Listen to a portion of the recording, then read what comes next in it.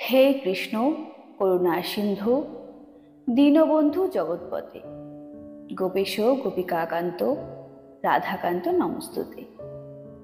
নমস্কার, আমি জুই চলে এসেছি আপনাদের কাছে আবার একটি নতুন ভিডিও নিয়ে। তাহলে চলুন আর দেরি না করে আজকের আলোচ্য অধ্যায়টি শুরু করি। আজকের আলোচ্য অধ্যায়টি হলো শ্রীমদ্ ভাগবত মহাপুরাণের তৃতীয় স্কন্ধের 29 অধ্যায়, ভক্তিযোগ ও কালের মহিমা। দেবহূতি প্রশ্ন করলেন, হে প্রভু, প্রকৃতি, পুরুষ ও মহত্তত্ত্বাদির যে সব লক্ষণ সাংখ্যশাস্ত্রে বর্ণিত আছে এবং যে সব লক্ষণের দ্বারা তাদের বাস্তবিক স্বরূপ পরস্পর বিভক্ত রূপে বুঝতে পারা যায়, আর সেই প্রসঙ্গে ভক্তিযোগের সেই সকল প্রয়োজনীয়তার কথা বলা হয়েছে, তুমি সেই সব আমাকে বলেছ। এখন অনুগ্রহ করে ভক্তিযোগের পন্থা বিস্তারিতভাবে বলো। এছাড়া জীবের জন্ম মরণ রূপ বিভিন্ন গতির বিবরণও আমাকে বলো, যে বিবরণ শুনলে জীবের সংসারের আসক্তি থেকে পূর্ণ বৈরাগ্য লাভ হয়, যার ভয়ে মানুষ ও শুভ কর্মের অনুষ্ঠান করে এবং যিনি ব্রহ্মাদির ও নিয়ন্তা, সেই সর্বশক্তিমান কালের স্বরূপ কি তাও আমাকে বলো। অনাদি অজ্ঞান বশত জ্ঞান দৃষ্টি লুপ্ত বা আবৃত হওয়ার ফলে যারা দেহাদি মিথ্যা বস্তুতে অহং জ্ঞানপরায়ণ এবং কাম্যকর্ম সমূহে আসক্ত ও পরিশ্রান্ত হয়ে অপার সংসারে দীর্ঘকাল যাবৎ নিমগ্ন, তাদের অজ্ঞান অন্ধকার নিবারণ করবার জন্য যোগ প্রকাশক সূর্যের মতো তুমি আবির্ভূত হয়েছ। মৈত্রেয় ঋষি বললেন, হে কুরুশ্রেষ্ঠ বিদুর, মহামুনি কপিল মায়ের এই মনোহর বাক্য শুনে তার প্রশংসা করে জীবের প্রতি দয়ার্দ্র চিত্তে প্রসন্ন মনে তাকে বলতে লাগলেন।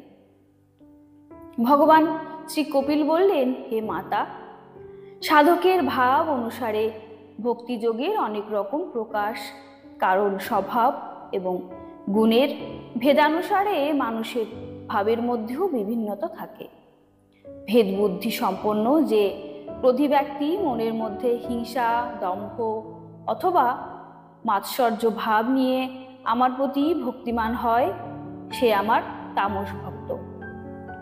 যে মানুষ যশ, ঐশ্বর্য, বিষয়াদির কামনা বশত প্রতিমা ইত্যাদির মধ্যে ভেদ বুদ্ধি নিয়ে আমার অর্চনা করে, সে রাজস্বিক ভক্ত। যে ব্যক্তি পাপক্ষয় করবার জন্য পরমাত্মাকে কর্মফল সমর্পণের উদ্দেশ্য নিয়ে এবং পূজা করা কর্তব্য এই বুদ্ধিতে ভেদভাব নিয়ে আমার অর্চনা করে, সে সাত্বিক ভক্ত। গঙ্গা জলের যেমন অবিচ্ছিন্ন গতিতে সামুদ্রিক দিকে প্রবাহিত হয়, সেই রকম আমার গুণাবলী শ্রবণ মাত্রই সর্বান্তর্যামী পুরুষোত্তম আমার প্রতি অবিচ্ছিন্ন গতিতে তৈলধারাবৎ মনের যে গতি এবং নিষ্কাম ও অন্যান্য প্রেমের সঞ্চার, একে নির্গুণ ভক্তিযোগের লক্ষণ বলা হয়। এই রকম নিষ্কাম ভক্ত আমার সেবা ছেড়ে শাল্যক্য, ষাট্টি, সামীপ্য, সারূপ্য এবং সাযুজ্য মোক্ষ পর্যন্ত দিতে চাইলেও গ্রহণ করে না। ভগবত সেবার জন্য মুক্তিকেও অস্বীকার করার এই ভক্তিযোগই হলো পুরুষার্থ অথবা সাধ্য। এই যোগের দ্বারা মানুষ ত্রিগুণজনিত সংসার বন্ধন অতিক্রম করে আমার ভাব, আমার প্রেম রূপ অপ্রাকৃত স্বরূপ প্রাপ্ত হয়। নিষ্কামভাবে শ্রদ্ধাপূর্বক সর্বদা স্বীয় নিত্যনৈমিত্তিক কর্তব্য পালন, নিত্যাদিন হিংসা বিরহিত উত্তম ক্রিয়াযোগের অনুষ্ঠান, আমার প্রতিমাদি দর্শন, স্পর্শ, পূজা, স্তব ও বন্দনা এবং সর্বভূতে অবস্থিত আমার চিন্তা, ধৈর্য ও বৈরাগ্য অবলম্বন, সাধুজনের প্রতি অত্যন্ত সম্মান প্রদর্শন, দীনজনে দয়া প্রদর্শন, সমকক্ষ ব্যক্তির প্রতি সখ্যভাব, যম নিয়মাদির পালন, আধ্যাত্ম শাস্ত্র শ্রবণ উচ্চস্বরে আমার নাম সংকীর্তন, সরলতা, সাধু পুরুষের সঙ্গ ও নিরহংকারী হয়ে ভগবত ধর্মের অনুষ্ঠান, এই সবের দ্বারা ভক্ত পুরুষের চিত্ত পরিশুদ্ধ হয়ে আমার গুণ শ্রবণ মাত্রই তৎক্ষণাৎ আমাতে লগ্ন হয়ে যায়। বায়ু কর্তৃক প্রভাবিত হয়ে গন্ধ যেমন তার উৎপত্তি স্থান পুষ্পাদি থেকে ঘ্রাণেন্দ্রিয় পর্যন্ত পৌঁছে যায়, তেমনি ভক্তি যোগ পরায়ণ রাগ দেশাদি বিকার রহিত চিত্ত পরমাত্মাকে লাভ করে থাকে। আমি আত্মারূপে সর্বদাই সমস্ত জীবের মধ্যে অবস্থিত। তাই যে মানুষ সর্বাত্মা আমাকে অবজ্ঞা করে অথবা অর্থাৎ সর্বভূতে ভগবত দর্শন না করে কেবল প্রতিমাতেই আমার পূজা করে, তার সেই পূজা কেবল বিড়ম্বনা মাত্র। আমি সর্বাত্মা, পরমেশ্বর সর্বভূতে অবস্থিত, তথাপি যে মোহবশে আমাকে উপেক্ষা করে কেবলমাত্র প্রতিমা পূজায় ব্যাপৃত থাকে, সে তো কেবল ভস্মেই ঘৃতাহুতি করে। যে ভেদদর্শী ও অভিমানী ব্যক্তি অপরের সঙ্গে শত্রুতা করে এবং তার ফলে সেই শরীরে অবস্থিত আমাকেই দেশ করে, তার মনে কখনো শান্তি লাভ করে না। হে মাতা, যে ব্যক্তি প্রাণীগণের অবমাননা করে, সে নানাবিধ উৎকৃষ্ট উপাচারে পূজা করলেও আমি সন্তুষ্ট হই না।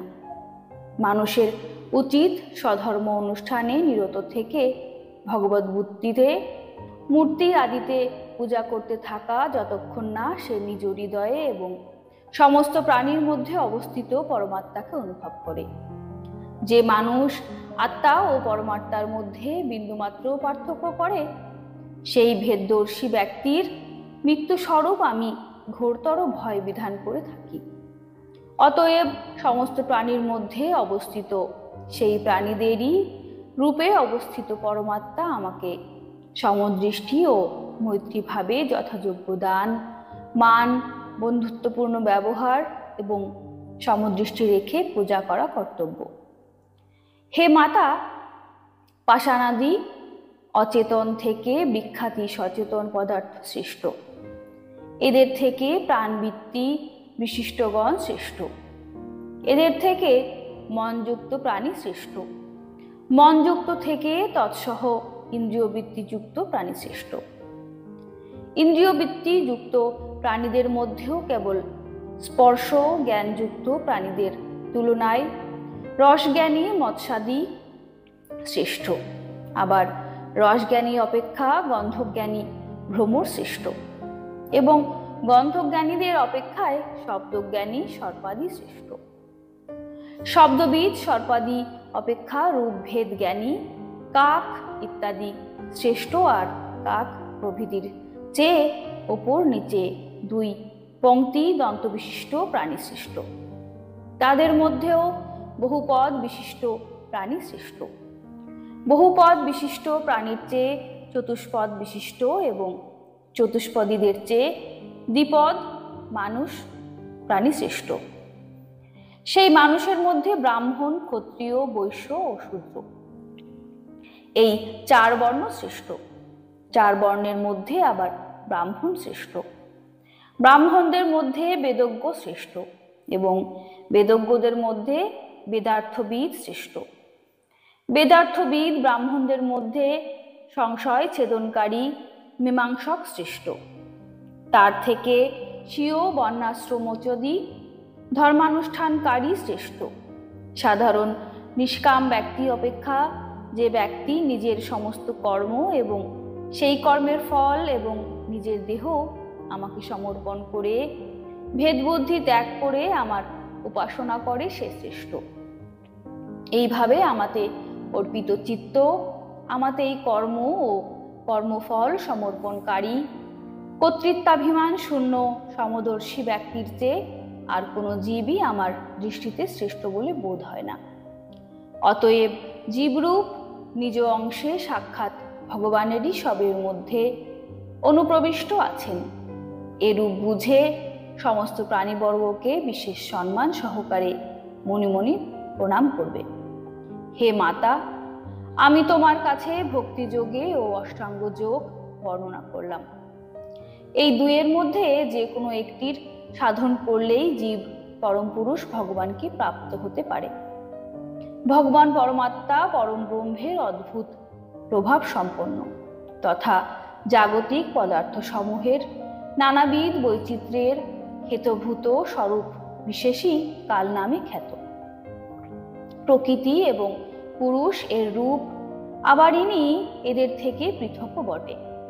নানাবিধ কর্মের মূলীভূত অদৃষ্ট স্বরূপও ইনি। মহত্তত্ত্বাদি অভিমানী ভেদদর্শী জীবগণ এর থেকে সর্বদা ভীত হয়ে থাকে। নিখিল ব্রহ্মাণ্ডের আশ্রয় স্বরূপ কাল সমস্ত প্রাণীবর্গের মধ্যে অনুপ্রবিষ্ট হয়ে ভূতাদির দ্বারাই তাদের সংহার করেন। এই জগৎ শাসনকর্তা ব্রহ্মাদিরও প্রভু ভগবান কালই যজ্ঞফলদাতা বিষ্ণু। কালের কাছে কেউই প্রিয় নয়, শত্রুও নয়, কেউ বান্ধবও নয়। তিনি সর্বদা সবকিছুর প্রতি সাবধানী লক্ষ্য রেখে থাকেন এবং নিজ স্বরূপভূত শ্রী ভগবানকে বিস্মৃত হয়ে ভোগরূপ প্রমাদে পতিত প্রাণীদের আক্রমণ করে সংহার করেন।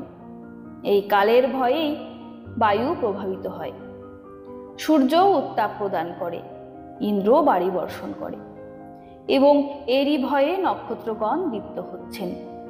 এর ভয়ে ভীত হয়েই ঔষধীদের তাদের সাথে লতাবৃক্ষাদি নির্দিষ্ট সময়ে ফুল ফল ধারণ করে। এরই ভয়ে নদী প্রবাহিত হয়, সমুদ্র তার বেলাভূমি অতিক্রম করে না।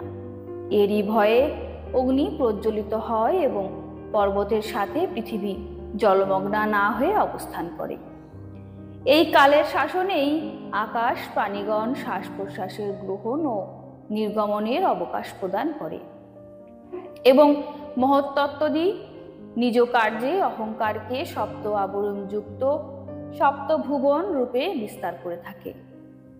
এই কালেরই ভয়ে সত্তাদি গুণের নিয়ন্তা বিষ্ণু প্রমুখ দেবগণ, যাদের অধীনে এই চরাচর বিশ্ব বর্তমান, নিজেদের জগৎ সৃষ্টি স্থিতি ও প্রলয় কার্যে যুগে যুগে রত থাকেন।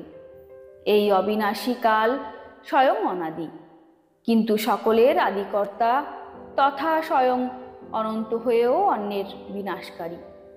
ইনি পিতার দ্বারা পুত্রকে উৎপন্ন করে জগৎ সৃষ্টি করছেন, আবার নিজের সংহার শক্তি মৃত্যু দ্বারা যমেরও মৃত্যু সাধন করে তাকে শেষ করে দেন। শ্রী মহর্ষি বেদব্যাস প্রণীত পারমহংসী সংহিতা শ্রীমৎ ভাগবত মহাপুরাণের ৩য় স্কন্ধে কপিলোপাখ্যান ২৯ অধ্যায়ের বঙ্গানুবাদ এখানে সমাপ্ত হলো। আমার ভিডিওটি যদি আপনাদের ভালো লাগে তাহলে আমার পাশে থেকে আমার চ্যানেলটিকে সাপোর্ট করবেন এবং লাইক সাবস্ক্রাইব করবেন। আর ভালো লাগলে অবশ্যই কমেন্টে তা জানাবেন। নমস্কার, ভালো থাকবেন।